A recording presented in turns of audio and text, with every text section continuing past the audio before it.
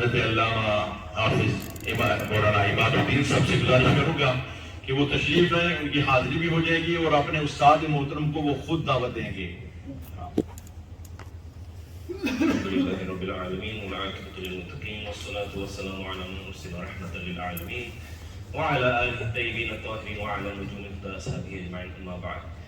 Without further delay, I have invited my beloved ustads for a reason, and although of course my students, they listen to me every day, alhamdulillah, as well as the other youngsters, and my duty as their imam here is of course to connect with you guys, to help you guys, to guide you guys. But now, why I requested my beloved ustad, and fortunately I went to Jamia yesterday and had the opportunity to invite them, that is because now you're going to see youngsters and then the Buzurg, who is it that made me what I am today? SubhanAllah, MashaAllah. The youngsters, why is it that after 6 years of study at Jamia Qaram, why is it that I was able to come here today and be able to serve you and help you become the future of this community? It's because of the men that are sitting in front of us today, and my beloved Ustad Maulana Hafiz Gul. SubhanAllah, Nara Takbir, Nara Risalat, the models of Islam. So without further delay, please pay attention. They came very late last night, and in addition to that, they've got many family members that they've had to visit, and they dedicated and sacrificed the time just for yourself, the youngsters in particular here today. So pay attention, please, and I trust you, I promise you, you're not going to lose out on anything. Nara Takbir, Nara Risalat, Nara Ghausia.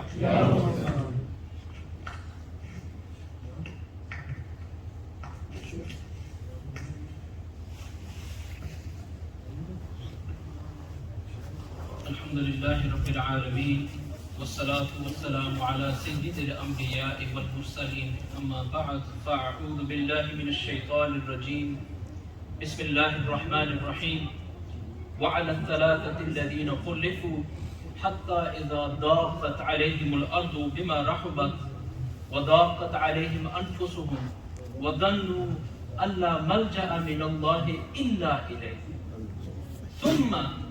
ثم تاب عليهم ليتوبوا إن الله هو التواب الرحيم صدق الله العظيم إن الله وملائكته يصلون على النبي يا أيها الذين آمنوا صلوا عليه وسلموا تسليما اللهم صل على سيدنا ومولانا محمد وعلى آل سيدنا ومولانا محمد وبارك وسلم عليه.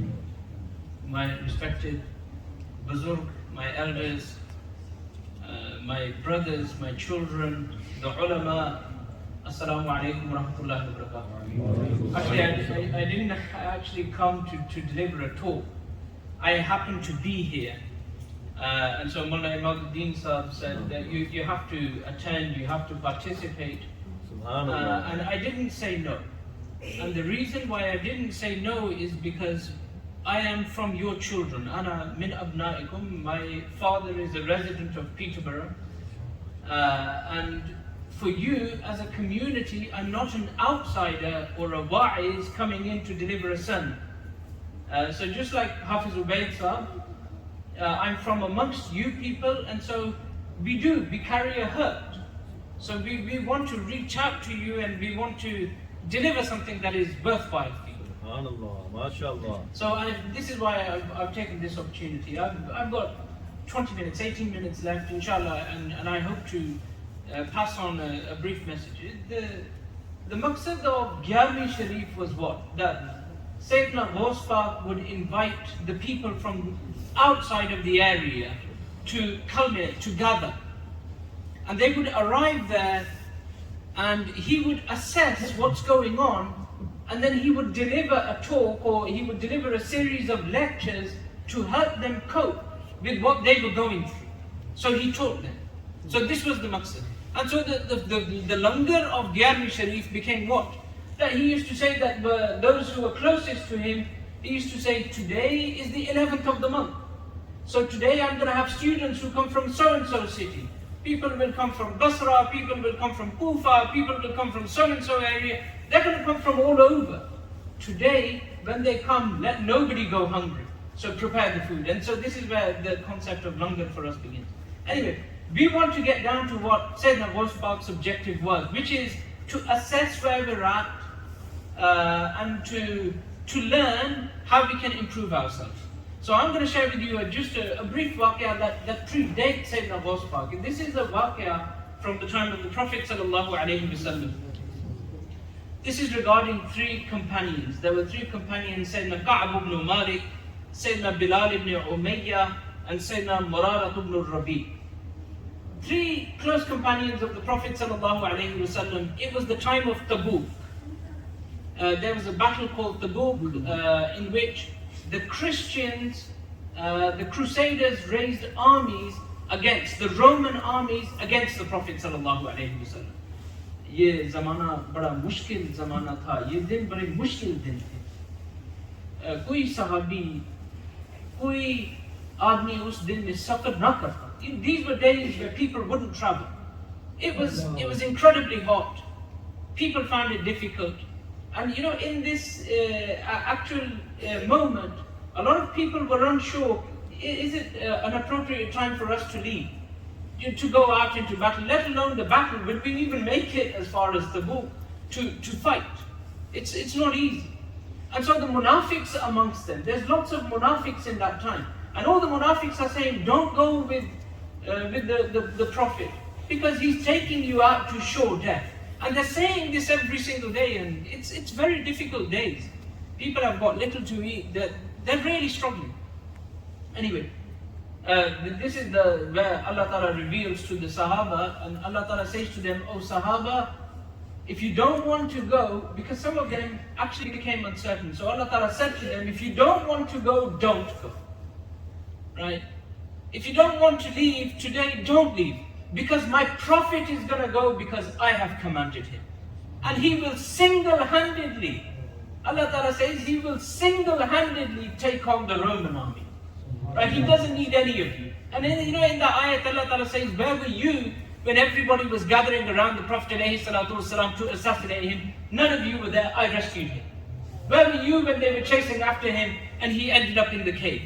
None of you were there, I rescued him. I rescued him there, I will rescue him now. He will go. So if you don't want to go, don't go. Anyway, when Allah Ta'ala revealed this verse, the Sahaba said, oh, this is really not what we meant. We will go. Ya Rasulullah, we will go. Even if we die on the way, we will go. You should know that we're never going to leave you. Anyway, so the Sahaba all get ready and they go with the Prophet ﷺ.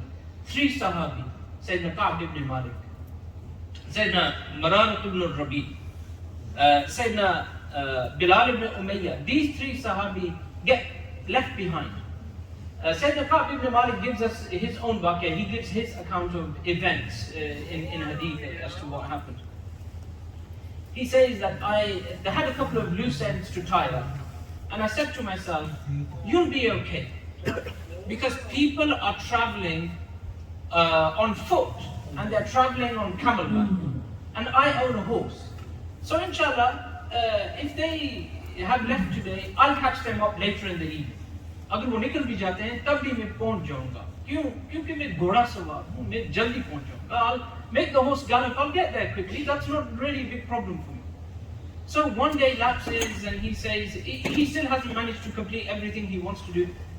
Then he hangs around on the second day he says to himself it's okay I'll go tomorrow I will get there I will most certainly get there. Third day comes he says it's okay I'll still get there. Fourth day comes he's not managed to get out.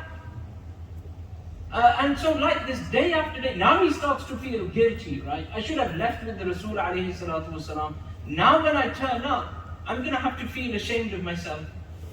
And so he ended up not leaving. Before long, they hear news that there was no battle and that Allah Ta'ala has granted victory to the Prophet alayhi salatu wasalam because the Romans heard that the Prophet was coming with an army and they've run. And so they didn't even have to fight. The ru'ab of the Prophet ﷺ was enough. They simply, like in football, sometimes teams, when a Manchester City is on a run of games where they just won't lose a single game, but they come in to play any other team, the team, even before the kickoff, knows that we don't stand a chance. We know that there's absolutely, that's ru'ab. They know that there's no way that we're going to defeat them. And this is what the Romans felt like. They said, we've heard about this man and his army. Don't go up against him. We're going to get out of here. It's the safest move for us. Anyway, the Prophet ﷺ arrives back. When the Prophet ﷺ arrives back, the Munafiqs know now that the Rasul is coming back. So they gather around and they say, what are we going to say to the Prophet? Ab hum kya kahenge? Somebody says, aap is tarah kahe ki mere paas paise na the, isliye maine kiya. Just say to the Prophet, what will he know? Just say to him, you didn't have money, that's why you didn't go. Somebody else said, oh, you know what you could say? Say that you didn't have a camel. Somebody said, well, say that you didn't have a sword. Somebody said, say that you didn't have a shield. So all the Munafiqs had an excuse. And then they even came to say, Ka'b ibn Malik, and said, this is what we're going to say. Maybe you should use one of these. Use one of these reasons. So when the Prophet ﷺ arrives back in Medina Sharif, the Prophet ﷺ sits there and the Munafiqs come in one by one. And they say, oh, Ya Rasulullah sallallahu alayhi wa sallam, you know that we are always alongside you. Aap jante hain, hum aapke saath hain. Aap jo kuch kahenge, hum aapke saath hain. Hum aapko chhodne wale nahi, lekin hamare paas paise na the. Koi kehta hai ki mere paas oont na tha, agar mere paas hota, to Ya Rasulullah, main aapke saath jata. You know, somebody would say, oh, Ya Rasulullah, I didn't have a sword. If I had a sword, I would have come with you. I didn't have a shield. If I had a shield, I would have come with you. And so the Prophet is listening to all of the Munafiqs. And so as each of the Munafiqs is coming and they're giving their excuses, the Prophet ﷺ says, yeah, okay, that's fine. Yeah, okay, that's fine. And so they're being dismissed one by one. Yeah, okay, that's fine. That's fine. So the Munafiqs are coming and going, coming and going. Sayyidina Ka'b ibn Malik sits in front of the Prophet sallallahu alayhi wa sallam. Ya Rasulullah sallallahu alayhi wa sallam, I'm not going to lie to you. I can't say that I didn't have the money. And I can't say that I didn't have the transport. And I can't say that I didn't have the sword. And I can't say that I didn't have the shield. I have absolutely no excuse. Ya Rasulullah, I don't know what will become of me, but I'm not going to lie to you. I'm going to accept whatever you say. But I'm not going to sit here and lie to you and say that I could have come, but I didn't. Ya Rasulullah, I really could have come. And I don't know why I didn't. I got caught up in one or two things, and then days, you know, I thought it'd be hours became days became weeks. Ya Rasulullah, I'm really ashamed of myself, but I didn't come. When he says this to the Prophet sallallahu alaihi wasallam, Allah Ta'ala gives him a command. You know, meanwhile, all the Munafiqs have been dismissed. Right? You can go, you can go. For the one who spoke the truth, do you know what Allah Ta'ala said to the Rasul alayhi salatu wasalam? Allah Ta'ala said to the Rasul, turn your face away from him. Tell him, I don't want to see you. Tell him, I don't want to look at you. So the Prophet alayhi salatu wasalam turns his face from him and says, I don't want to see you. Allah Ta'ala doesn't want me to speak to you. Allah Ta'ala doesn't want me to talk to you. So you can leave. I'll tell you what hukm Allah Ta'ala gives. A couple of days pass. Allah Ta'ala gives another hukm. And he says, tell the Sahaba that none of you are to speak to these three men. Not to Ka'b ibn Malik, not to Bilal ibn Umayyah, not to Mararat ibn Rabi. Don't speak to these three men. And so now the entire community stopped speaking to them. They refused to ask them, they refused to speak to them, so much so that when they give salam, the people stop giving salam, the response to it. They went through real difficulty. Every single day passes like this. They passed through 40 days like this. 40 days. Every single day. And there's, Sayyidina Ka'b ibn Malik says, I went to my cousin and I said, but you know about me. Aap jante na mere bare mein. Main koi munafiq hu. Do you really, am I a hypocrite? You know that I've been part of these wars before. You know that I was alongside the Prophet sallallahu alaihi wasallam. You know that I would sacrifice my life for the Prophet alayhi salatu wasallam. Do you know what his cousin said? He said, I know absolutely nothing. I only know what Allah Ta'ala and His Rasul have said. Nothing. Honestly, I know nothing about you. I only know what Allah Ta'ala and His Rasul have said. And whatever they've said, is whatever they've said. You know, after 40 days, when you think things can't get any worse, Allah Ta'ala says, separate their wives from them.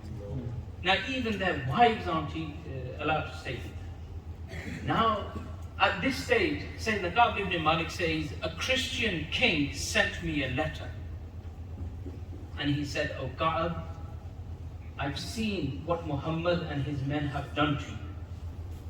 And I want you to know that if you were to leave him, and come to me, I will honor. If you were to leave him and come to me, I will prize you and value you. If you were to leave him and come to me, I would put you up in a big mansion. I'll give you a big place to live. You'll have women there, you'll have wives there. You've got absolutely nothing to worry about." And you know, at that point, Sayyidina Ka'b ibn Malik, he read this letter and he fell to his knees and he started to cry.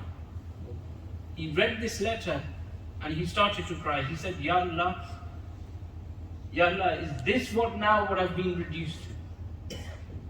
That the people don't speak to me, the Rasul has turned away from me, our wives have been taken away from us, and now the only thing that connects me and keeps me here, Ya Allah, is you. And does this man think, does this Christian Sultan think that just because he's going to send me a letter and say, look at what is happening to you, that I'm going to dismiss my Lord now and turn away and walk off and break the final connection that I have? Ya Allah, I won't do it. I won't do it. Ya Allah, I'll die right here. Ya Allah, I will die right here on my own if needs be, but I won't do that. I won't leave you. ऐ रब, तू चाहे मुझे इम्तिहान में मुब्तला कर, तब भी मैं तेरा हूँ. वैसे actually there's no real maza in a person saying मैं तेरा हूँ, मैं तेरा हूँ. Maza really is when your Lord says तू मेरा. Allah. You know, he said that, you know, ये भी कहना है, ये एक मांगने का भी सलीका है ना, तरीका है कि आप कह दें कि मैं तेरा हूँ. अब ये ऐ रब, तू मुझे इम्तिहान में मुब्तला कर, तब भी मैं तेरा. तू मुझे घर वाली से जुदा कर, तब भी मैं तेरा. तू मुझे सजा दे, तब भी मैं तेरा. क्यों? क्योंकि ये ऐ रब, मैं जानता हूँ अगर सजा देने वाला तू है तो उस सजा से पनाह भी तू. If you're the one who's punishing me, Ya Allah, I also happen to know that you are also the one who's going to forgive me. And so if I left you, I will lose absolutely everything. Ya Allah, I won't leave you. Come what may, I will never ever leave you. तो फिर तब जाके अल्लाह की रहमत बोल उठी कि ऐ बंदे, मैं भी जानता हूँ कि तू मेरा. You know, I know that you're a part of my people. I know this. मैं तो इसलिए तुझे इस इम्तिहान में मैंने मुब्तला कर रखा था कि ताकि तू एक बार ये लफ्ज़ कह दे, ताकि मैं दुनिया को चर्चा सुनाऊं कि मेरे 3 बंदे थे, वअला सलासतिल लज़ीना खुलिफू हत्ता इज़ा ज़ाक़त अलैहिमुल अर्ज़. Allah Ta'ala wanted to mention them in the Quran by saying, I've forgiven those 3, the 3 who stayed behind. Hatta idha daqat alayhim al-ard. So much so that the earth became restricted on them. Bima rahubat, despite the fact that the earth, despite the fact that the earth was expansive. Zameen pe shamar thi. Agar wo jana chahte to chale jate na, apne Rabb ko chhod ke Isai ke paas chale jate. But he didn't. Allah Ta'ala says, I want you to tell everybody in the world that I had 3 men. No matter what I did to them, they refused to say anything but Ya Allah hum tere hain, Ya Allah hum tere hain. You know, this is Ruh-e-Tawheed, isn't it? One is understanding Lafz-e-Tawheed. Lafz-e-Tawheed is that you say Qul huwallahu ahad. Say Allah is one. Ruh-e-Tawheed is for you to understand that if I had another Lord, I would go to him, and I don't have anybody else. Where else do I go to? Where else do I go to? Ruh-e-Tawheed is no matter what difficulty you go through, you turn back to your Lord. وَضَاحَتَّ إِذَا ضَاقَتْ عَلَيْهِمُ الْأَرْضُ بِمَا رَحُبَتْ وَضَاقَتْ عَلَيْهِمْ أَنفُسُهُمْ. The next bit, you know, his words are almost being recorded. وَظَنُّوا Allah malja'a min Allahi illa ilayh. They concluded, Allah Ta'ala says, my subjects concluded, the only escape from Allah is to return to Allah. That's it. Because they said that. They actually said that, Ya Allah, if I'm going to escape your punishment, I'm only going to escape it because I came back to you. Not by leaving you. Right? We live in a world, you live in a really fickle world, right? Where you have a lot of comfort. आपको कोई तकलीफ होती है, आप समझते हैं कि या अल्लाह ये एक मेल मिला आपको कि आप मुझे इस तरह सजा दे रहे हैं, वो कहते हैं ना सैयदना काब इब्न मालिक शरीफ से अभी मुनाफिकों को सजा दे, या अल्लाह मैं तो सच बोल रहा हूँ, आप मुझे सजा दे रहे हैं. You know actually what it is, this is tazkiyah, isn't it? This is tazkiyah. Tazkiyah is what? You know when you want to purify gold and you want to make it 24 karat, you have to melt it down. सोना को अगर साफ करना हो तो उसको भी पिघलना पड़ता है, and उसको पिघालने के लिए तो उसको जलना पड़ता है. You have to be burnt in order to be purified.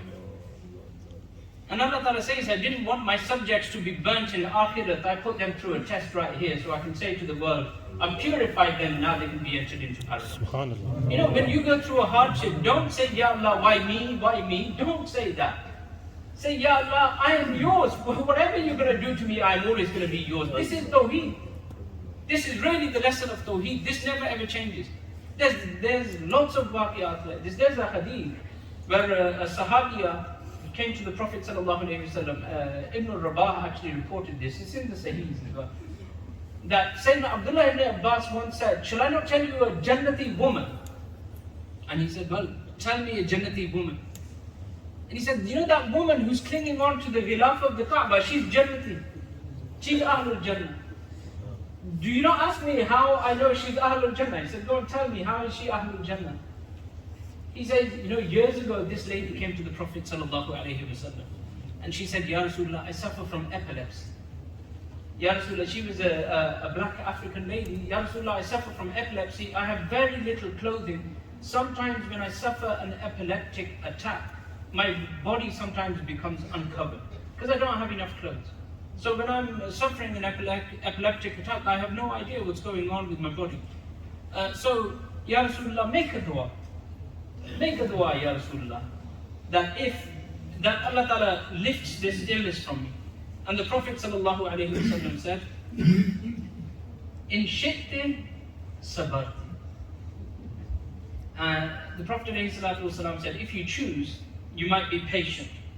Walakil jannah. If you were to tolerate this illness, Allah Ta'ala will grant you Jannah. وَإِن شِئْتِ دَعَوْتُ اللَّهَ تَعَالَى يُعَافِيكَ. And if you want, I will make a dua to Allah Ta'ala and Allah Ta'ala will cure you. And she stood there and the Prophet ﷺ explained to her, he said, you don't know.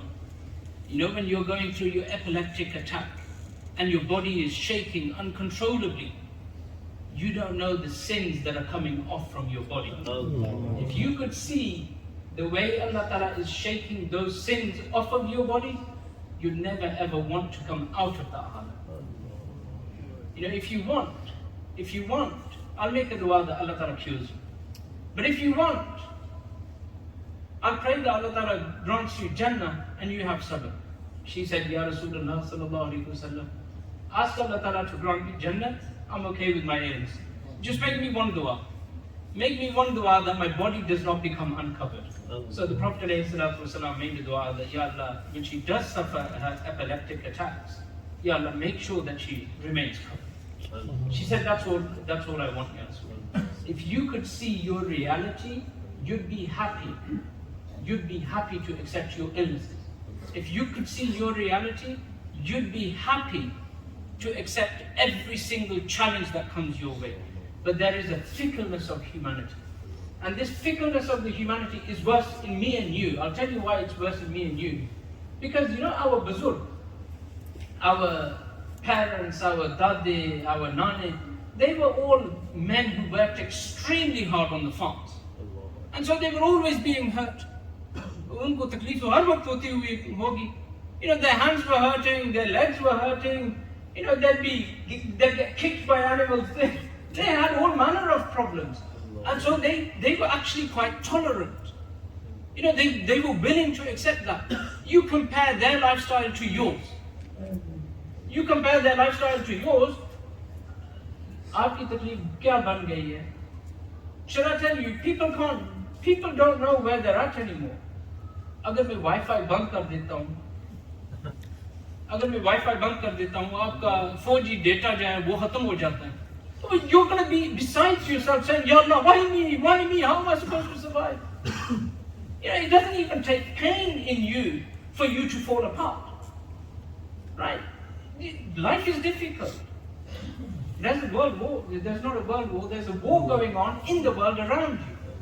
The costs are going to be high. They might shut off electricity. I don't think they will.